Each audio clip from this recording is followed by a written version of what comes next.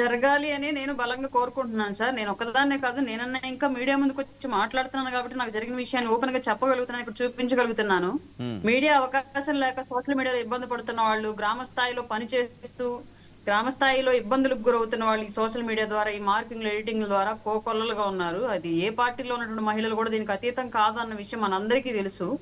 ఈ ఉన్మాద చేష్టలకు అడ్డుకట్ట వెయ్యకపోతే మాత్రం నేను చెప్పానుగా భవిష్యత్ రాజకీయాల్లో 33% రిజర్వేషన్ అని చెప్పేసి పోరాడి బిల్లులు పాస్ చేసుకుని తెచ్చుకున్నాము. 33% కాదు కదా, 10% కూడా పోటీ చేయడానికి మహిళలు అనేవాళ్ళు రాజకీయాల్లో ఉండడానికి అనువైనటువంటి పరిస్థితులు ప్రస్తుతం ఉన్నటువంటి రాజకీయాలు లేవు. ఇది ఇలాగే ముందుకెళ్తే చాలా కష్టం మహిళలు రాజకీయాలు నిలబడడం. అంటే ఫ్యామిలీ సఫర్ అవుతాయి ఇట్లాంటి విషయాల మూలంగా. అందరికీ సరైనటువంటి కంపానియన్ సపోర్ట్ ఉండదు. చాలా మందికి ఒక రకమైనటువంటి శిక్షగా మారిద్ది రాజకీయాల్లోకి రావడం అనేది. ఇట్లాంటి పోకళ్ళు కనుక పోతూ ఉంటే డెఫినెట్ గా కట్టడి జరగాలి. కట్టడి జరగకపోతే తిరుగుబాటు మొదలైద్దని అయితే నేను 100% చెప్తున్నాను సార్ ఈ విషయంలో క్లియర్లీ. హ్మ్. ఇంకా చాలా మందికి ఉన్నాయండి ఈ రకంగానే. మాక్సిమం ఉంటాయి సార్. ఎవ్వరు అతిథులు కాదు రాజకీయాల్లో. వాళ్ళ సోషల్ మీడియా ఉన్మాద చేష్టలు పెరిగిన తర్వాత ప్రతి వాళ్ళు దీని ద్వారా బాధితులే. ప్రభుత్వాలే అల్లల్లాడిపోతూ ఉంటే ఫేక్ పోస్టులు, ఫేక్ వీడియోలతోటి ఇంకా సామాన్యులు మేము ఎంత సార్? మాలాంటి వాళ్ళు ఎంతమంది సార్ ఇలా వాయిస్ బయటకు వచ్చి చెప్పుకోవడానికి కూడా అవకాశం లేక ఇబ్బందులు పడుతున్న వాళ్ళు. కాకపోతే కొంచెం పెద్ద వాయిస్ ఉన్న వాళ్ళని ఇప్పుడు నన్ను టార్గెట్ చేసినట్టుగా పెద్దగా టార్గెట్ చేస్తారు. కొంచెం చిన్న వాయిస్ ఉన్న వాళ్ళని కొంచెం చిన్నగా టార్గెట్ చేస్తారు. అంతే. ఎవరు అతిథులు కాదు ఇక్కడ, అందరం బాధితులమే. ఏమైనా ఫోన్లు అవి ఇలాంటివి ఉన్నాయండి? ఓన్లీ ఇవేనా సోషల్ మీడియాలో పోస్టుల వరకేనా? ఫోన్లో బెదిరించడాలు? ఇప్పుడు గవర్నమెంట్ వచ్చిన తర్వాత ఫోన్లు ఏమీ లేవు సార్. బిఫోర్ గవర్నమెంట్ ఉండేవి. రాత్రి 11 దాటితే అన్ని సరౌండింగ్స్ మొత్తం కడప, పులివెందుల, కర్నూలు, జామలమడుగు ఇటు సైడ్ నుంచే వస్తుండే ఫోన్లు. పాపం తాగడానికి కూర్చొని టైం పాస్ నాకు చేసేవాళ్ళేమో తెలీదు.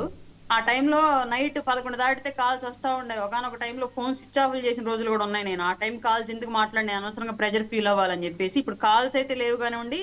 ఈ సోషల్ మీడియా బూతులు, ఈ మార్పింగ్లు, ఎడిటింగ్లు అయితే మారలేదండి క్లియర్లీ. అంత గతంలో ఎలా జరిగిందో, గత 5 ఏళ్ల పాటు ఏది ఫీల్ అయ్యామో సోషల్ మీడియాలో ఇప్పుడు కూడా అదే ఫీల్ అవుతున్నాం. ఏం పెద్ద మార్పు మాకు కనిపించట్లేదు. జగన్మోహన్ రెడ్డి గారు ఉత్తరాంధ్ర పర్యటనతో రాష్ట్ర వ్యాప్త పర్యటనలు మొదలు పెడుతున్నారట. మీ తప్పులన్నింటినీ ఎండగడతామంటున్నారు. ఆయన సెంటిమెంట్ కూడా అది ఉత్తరాంధ్ర. సార్ మీరు నేను ఇదే ఈ పర్యటనల కాన్సెప్ట్ నాకు తెలిసి ఒక 50 డిబేట్లు చేసి ఉంటాం మా గవర్నమెంట్ వచ్చిన తర్వాత. అదిగో జగన్మోహన్ రెడ్డి గారు ఉగాదికి బయటకు వస్తున్నాడు, ఇదిగో జగన్మోహన్ రెడ్డి గారు సంక్రాంతికి బయటకు వస్తున్నాడు, అల్లదిగో జగన్మోహన్ 9వ తేదీ నుంచి వస్తున్నారని.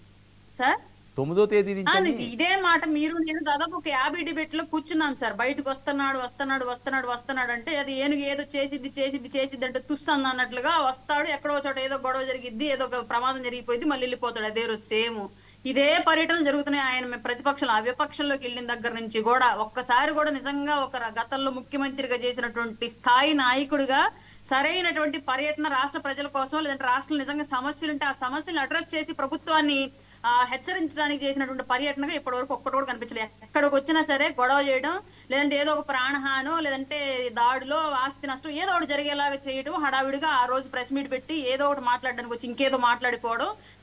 వచ్చినటువంటి సంఘటన కన్నా కూడా ఈయన మాట్లాడిన టాపిక్ మీదే జనాలు చర్చించుకునేలాగా క్రియేట్ అయిపోవడం, ఆయన మళ్ళీ వెళ్ళిపోయి అక్కడ కూర్చోవడం బెంగళూరు. ఇదే జరుగుతోంది. మళ్ళీ నెక్స్ట్ ఎప్పుడు ఎన్నో తేదీ అన్నారు సార్ మీరు? 9. ఓకే, 9వ తేదీ వస్తాడు అంటున్నారు. మేము కూడా 9 వస్తాడు మేము వాళ్ళ కార్యకర్తలు అందరం చూస్తాము. వస్తాడు ఏదో హడావిడిగా అప్పుడప్పుడు చేసినట్టు అయిపోద్ది, వెళ్ళిపోతాడు మళ్ళీ సేమ్. ఈ సంవత్సరంన్నర పాటు ఇదే జరిగింది జగన్మోహన్ రెడ్డి గారి పర్యటన. నాకు ఎక్కడ పరిణతి చెందినటువంటి రాజకీయ నాయకుడు, ఒక ముఖ్యమంత్రిగా చేసినటువంటి నాయకుడు చేసినటువంటి పర్యటనగా ఒక్క పర్యటన కూడా నాకు అనిపించలేదు.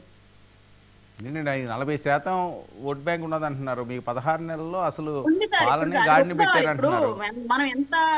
మనం ఎంత సమర్థించుకున్నా వాస్తవాలను ఎప్పుడు ఒప్పుకొని తీరాలి. లాస్ట్ టైం ఈవీఎంలో ఓట్లు పోలయ్యే నాటికి జగన్మోహన్ రెడ్డి గారికి 40% ఓటు బ్యాంక్ ఈవీఎంలో పోలైన మాట వాస్తవమే. దీన్ని మేము ఎవరం కాదనట్లా. ఇప్పటికీ ఆ లెక్క అలాగే ఉండిద్ది, ఎప్పటికీ ఆ లెక్క అలాగే ఉండిద్ది.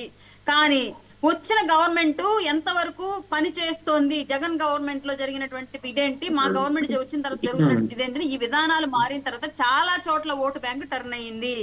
గత ప్రభుత్వంలో జగన్ ను చూసినటువంటి విధానంతో ఇప్పుడు చూస్తుంటే ఇప్పుడున్నటువంటి ప్రభుత్వం ప్రజలకు ఒక ఆపద్బాంధవ ప్రభుత్వంగా కనిపిస్తూ ఉంది. కాబట్టి ఖచ్చితంగా ఓటు బ్యాంక్ చేంజ్ అయింది. జగన్మోహన్ రెడ్డికి ఎలక్షన్ టైంలో ఉన్నటువంటి 40% ఓటు బ్యాంక్ ఇవాళ లేదు.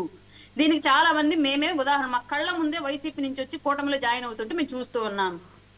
గతంలో జగన్ పొగిడినటువంటి నోటితోటో, జగన్ కు ఓటేసినటువంటి చేతితోటో ఇవాళ కూటమి ప్రభుత్వానికి పాలాభిషేకాలు చేస్తుంటే మేము చూస్తూ ఉన్నాం. ఇవన్నీ మారినాయి ఈ సంవత్సరంలో. రానున్న రోజుల్లో ఇంకా మారుతాయి. 40% ఓటు బ్యాంక్ ఇంకా అలాగే లేదు జగన్మోహన్ రెడ్డి గారికి. ఈ విషయం గుర్తుపెట్టుకోవాలి. ఈవీఎంలో పోలేనప్పుడు మాత్రం ఉంది, ఇది మేము ఒప్పుకుంటున్నాం. ఓకే రాజీవ్, ఇది పరిస్థితి.